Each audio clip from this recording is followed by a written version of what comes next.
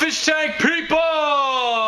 FishTankTV.com, DustinsFishTanks.com, rocking the hoodie today, bringing it to you on a Sunday, baby. How's everybody doing? Hope you're doing well. Hope you like my new haircut. I had family photos today, rocking the new Dustin's Fish Tank hoodies, and I'm having a blast, folks. So it's Sunday, baby. It's Species Sunday. I got 1, 2, 3 species for you, and I'm excited to share. But first, I want to talk about a little something while I show you a little bit what's going on in the greenhouse. I've been debating about throwing down a podcast. Fish Tank People podcast is what I'm talking about. My man John over at KG Tropicals is rocking a sick podcast.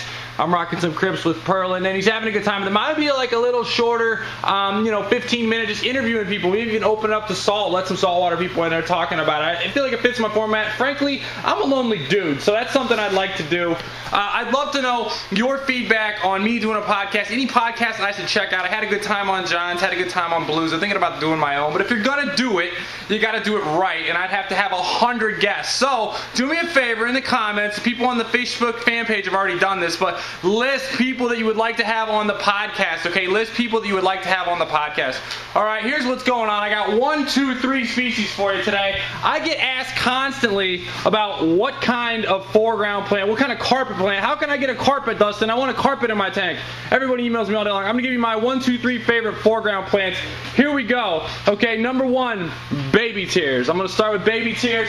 I am talking about baby tears, not dwarf baby tears, okay? I'm talking about regular baby tears HC. There's some just growing just rampantly in its own setup in one of my 75s out in full sun. Quick note, you saw the Species Sunday last week. I talked about hygrophila and how I put it underwater. That's it growing. You can see the difference there. You can check out the video here as well on that. So, yeah, regular baby tears. Absolutely love it. Here's why I love it. Look, I've seen this stuff growing wild in South Carolina. I'm sure it grows in the southern states.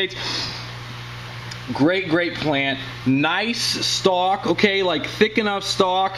Loves dirt, okay. You can see the video here where I talk about how it's growing. I show you actually how it's growing in a 40 tall. I really like it. I mean, this plant can handle the abuse. It likes to be down on some substrate. I don't have that great of roots in here, but you can see super healthy, super great. I really recommend this. It needs trimmed, as you can see in that video over there. So baby tears is definitely one, particularly in a dirted tank. Likes a finer substrate though, because it's got smaller roots, so it can push down through like finer substrate. Definitely dirt underneath it, okay?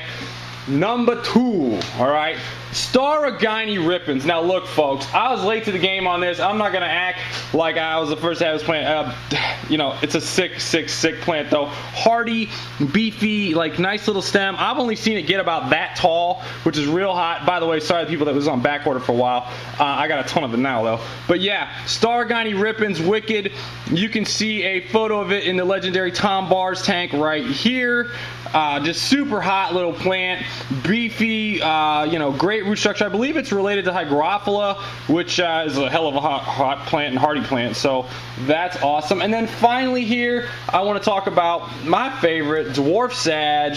You can see a link to the original Species Sunday I did when Nola was just a little baby. Now she's 5. But yeah, Dwarf Sagittaria. Folks, this plant right here is like the OG plant. I've seen people growing it, obviously in dirt, and it grows like crazy.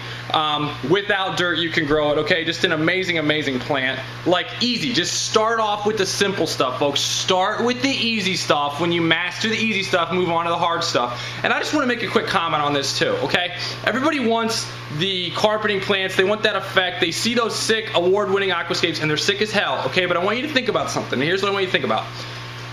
Carpeting plants, short plants, come from shallow-ass water, generally speaking, okay? Shallow water, okay? So what does shallow water do for us? Well, we've got this much water, and I've seen baby tears growing in the natural state, okay? Very little water, which means what? Which means an assload of sunlight. Assload of sunlight, okay? So like ridiculous sunlight. Like I'm growing them in a greenhouse here, okay? So you gotta duplicate that in your tank. You gotta duplicate that with intense light. And then, more importantly, you got to duplicate the little plant might actually come up out of the surface and get that CO2-rich oxygen, or CO2-rich oxygen, CO2 out of the air, okay? So what do you need for the plants like Glosso, dwarf hairgrass, dwarf hairgrass, Glosso, dwarf baby tears, particularly those 3 drive me crazy. In my opinion, those need highlight and high amounts of CO2. Now look, you can grow them if you have ridiculously high light, but you just have them like, you know, very, like the light's like directly on top of them. So that's what I want to talk about today, folks. So my top 3 baby plants again here. Baby tears, real easy. Regular baby tears, not the dwarf baby tears. Staurogyne Repens, love it. Ugh. And then Dwarf Sag. So if you like what I'm doing, subscribe. Make sure you check out the Aquatic Experience November 7th through the 11th in Schaumburg, Illinois. Let me know your favorite foreground plants and why. And what are your thoughts on me doing a podcast? Making it all